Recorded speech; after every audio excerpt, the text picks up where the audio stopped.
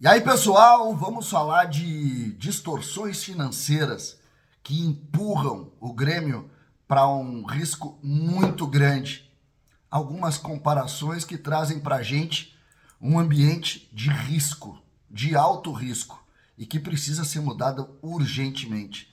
Está na hora de pensar no futuro do Grêmio. César Cidade Dias falando de Grêmio aqui no YouTube, papo de gremista para gremista.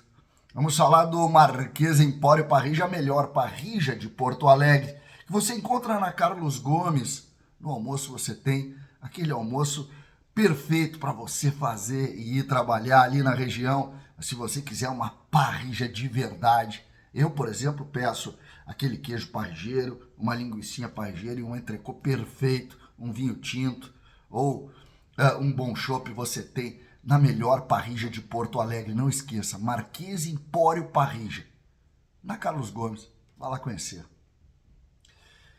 Gente, o assunto é importantíssimo. O assunto que pensa e que enxerga o futuro do Grêmio. Por que existe tanta distorção financeira no futebol e por que isso de alguma maneira começa a colocar os clubes em risco? Mas claro, aqui o assunto é Grêmio, nós vamos falar dos assuntos do Grêmio.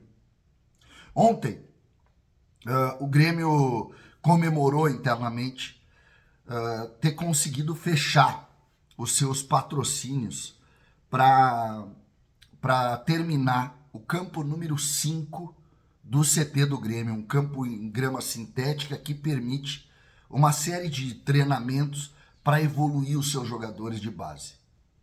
O Grêmio conseguiu, através de uma lei de incentivo, 4 milhões de reais. E faltavam 2 milhões de reais. Olha os números. 4 milhões e faltavam 2 milhões. Então, o Grêmio conversou com um dos grandes gremistas que nós temos hoje na atualidade, que é o Marcelo Marcos da Marquespan, e ele completou o valor do patrocínio na casa de 2 milhões e 93. Você tem que dar o dinheiro antecipado e depois tu reduz através do imposto de renda em cima da lei de incentivo que o Grêmio havia conseguido aprovar. 2 milhões, 4 milhões é o valor, o Grêmio conseguiu, parabéns à categoria de base do Grêmio que está pensando na evolução do patrimônio do clube, através de uma lei que é importante, através de gremistas como Marcelo Marcos da Marquespan, que está aí ajudando, e outros grandes gremistas que também estão nessa luta. Pois 4 milhões representa mais ou menos o que o Grêmio pagou para contratar Gemerson. 4 milhões representam mais ou menos o que o Grêmio vai pagar para o Camilo durante o ano de 2025. E eu nem falo do valor inicial da luva, das comissões para empresários, falo apenas de salário. Essa relação ou essa distorção entre o teu investimento para ter a tua matéria-prima e o que tu paga para o jogador final ali no profissional vai quebrar o clube ou vai quebrar os clubes de um modo geral. E eu faço questão de trazer isso bem didático para que a gente pare com essa ideia de sempre olhar para o aeroporto. Vamos parar com isso. Nós precisamos pensar no futuro do Grêmio. Não no Grêmio do nosso tempo, no Grêmio do futuro. O Grêmio dos nossos filhos, dos nossos netos. Um Grêmio que precisa olhar para algo muito mais importante, que é estar sadio, poder apresentar um bom produto para o seu jovem torcedor, recebê-lo bem no seu estádio. Esse é o ponto principal do Grêmio neste momento. O Grêmio pagou para rescindir o contrato do senhor Thiago Neves, que veio passear em Porto Alegre, 4 milhões e 200. Ou seja, Thiago Neves custou mais do que o campo que vai ser eterno para a evolução dos jogadores da base do Grêmio. O Grêmio recebeu com a venda de Cuiabano, com a venda de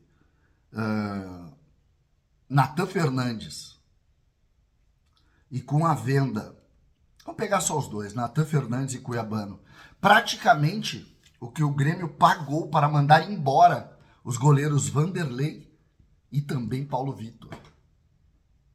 O Grêmio gasta 18 milhões de reais por um grupo completamente distorcido.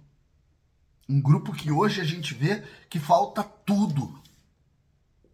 O Grêmio abriu mão do Zé Guilherme, o lateral esquerdo, vendendo para o City por R$1 milhão, que foi o que o Grêmio pagou, $1 milhão, que foi praticamente o que o Grêmio pagou pelo lateral esquerdo, Mike. O Grêmio pagou entre direitos econômicos que cedeu e valores R$11 milhões pelo lateral João Lucas, que não irá jogar mais durante toda a vida dele do que joga o Serrote, do que joga agora o RJ, que vai trabalhar lá, que foi treinar e deve estar no jogo de quinta-feira. É preciso acordar. É preciso acordar. Se nós não entendermos esses valores, nós não iremos ficar festejando como de alguma maneira o Grêmio festeja esse primeiro déficit que o Grêmio teve na temporada de R$8,5 milhões, primeiro déficit que o Grêmio teve, porque seria de 41 e é de 8 milhões. Por quê? Porque o Grêmio vendeu vários pequenos jogadores. Vários. O Grêmio recebe críticas à utilização de jogadores da base e à liberação de muitos jogadores e precisa discutir isso.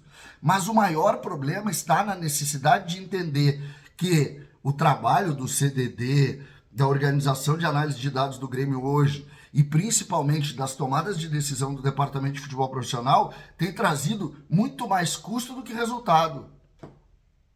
E diante desse quadro, está na hora de acordar. De acordar. O Grêmio reclama da falta de estrutura no CT, mas não reclama em nada que tem um custo absurdo em cima de decisões também absurdas para contratar. Está na hora de acordar, de entender o que é patrimônio, o que vale para o Grêmio, de investimento em base e de não gastar um absurdo para quem vem. Não é porque vem para cá que precisa ganhar escândalos de dinheiro. O Grêmio deu aumento para Vija Sante e para João Pedro. E eu pergunto, eles ganharam o quê? Se eu, na RBS, ou se qualquer um de vocês na empresa de vocês, der o resultado que deu Vija Sante e João Pedro nos últimos 3 anos, a gente não recebe aumento. Não recebe. Mas no futebol, em razão dessas propostas que a todo momento pipocam, que a gente nunca sabe se é verdade ou não, elas sempre geram medo. E medo é dinheiro. E aí a velha máxima, que quase encerrou o Grêmio de 2020 para cá. Dinheiro dá futebol. E não dá. Não é o dinheiro que determina quanto cada um joga. Esse foi um mal cometido pelo Grêmio de 2017, sobretudo até agora, achando que se entregasse mais dinheiro, se desse mais bicho, se desse mais premiação, o Paulo Miranda ia ser melhor, o Matheus Henrique ia ser melhor, o PP seria o Maico, e por aí as coisas aconteceram. Nós temos que acordar. Nós temos aí candidatos à presidência do Grêmio, o Calef, o Dutra, estão tentando convencer o Marcelo da Marquespan, temos também o Denis Abraão. Acordem para isso.